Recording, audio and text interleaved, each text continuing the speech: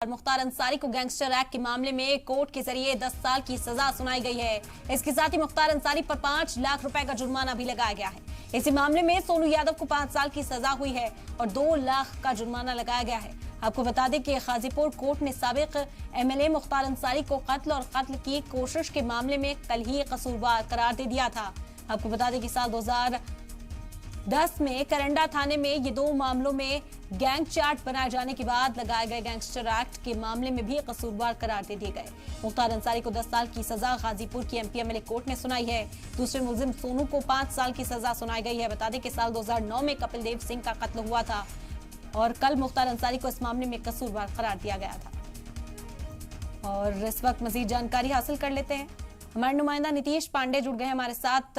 नीतीश, क्या जानकारी है इस वक्त, क्योंकि कल हमने देखा था कि जिरह हुई, दलीलें रखी गई और उसके बाद कोर्ट ने अपना फैसला आज के लिए कहा था कि सजा का ऐलान आज किया जाएगा। अब किस तरह के रद्देमल, क्या अपडेट इस वक्त मिल रही है?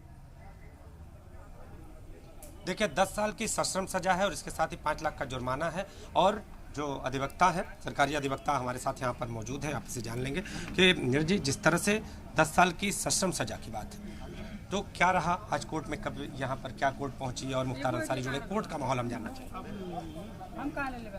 कोर्ट के अंदर का माहौल जैसे कोर्ट का माहौल होता है उसी तरह से कोर्ट का माहौल था। सभी अभियुक्तगण अपने अपने और उनके अधिवक्ता खड़े थे और अब बहस हुआ और माननीय न्यायालय द्वारा दोनों पक्षों को सुन करके शांतिपूर्ण बाद में निर्णय दिया गया।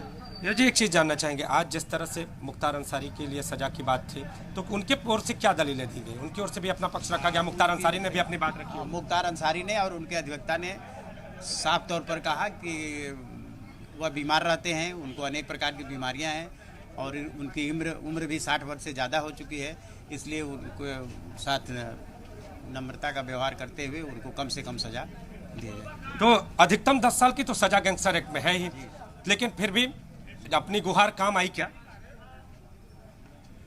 जो पत्रावली पर जो एविडेंस था और जिस तरह के का इनको 5 मामलों में सजा हो चुकी है, सीधे सीधे 2 एमपी एमएलए कोर्ट गाजीपुर ने ही इन्हें 10 वर्ष के सश्रम कारावास और 5 लाख के अर्थदंड से पहले भी दोषित घोषित किया जा चुका है। ऐसी स्थिति में 10 साल से कम की सजा देने का बहुत कोई ठोस आधार नहीं था, इसलिए माननीय न्यायालय द्वारा 10 वर्ष के सश्रम कारावास की सजा दी। सश्रम कारावास जी। तो अब यानी ये कठोर से कठोर दंड। जी जी, कठोर से कठोर कठोर।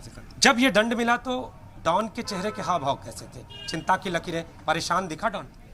चिंता डॉन के चेहरे के बारे में मैं न देखा, मैं कुछ बता नहीं सकता। सामने आप मौजूद थे, उस दौरान उनके अधिवक्ता भी मौजूद रहे। हाँ, सबके चेहरे कैसे थे? कहीं ना कहीं कुछ ऐसा लगा कि जैसे निराश था या क्या?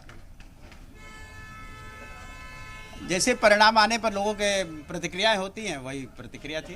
कोई भी परिणाम जिस तरह से आता है, अभियोजन को कुछ मुश्किलें अब कितनी बढ़ती हुई हम कहें इस सजा के ऐलान के बाद? इस सजा के ऐलान के बाद जिस तरह से माननीय उच्च न्यायालय के आदेश का उल्लेख माननीय न्यायालय द्वारा किया गया है, गैंगस्टर के अन्य जो भी उनके जनपदों में मुकदमे चल रहे होंगे उस पर उसका असर पड़ेगा। क्या ये उच्च कोर्ट में भी जा सकते हैं, उच्च न्यायालय में भी जा सकते हैं अपील को लेकर इस सजा के? बिल्कुल इस मामले में उनको अपील का पूरा अधिकार है। उनके अधिवक्ता द्वारा नकल की दरखास्त दी गई है। नकल की दरखास्त प्राप्त होने पर वो उसको लिए उचित फोरम पर जाएंगे।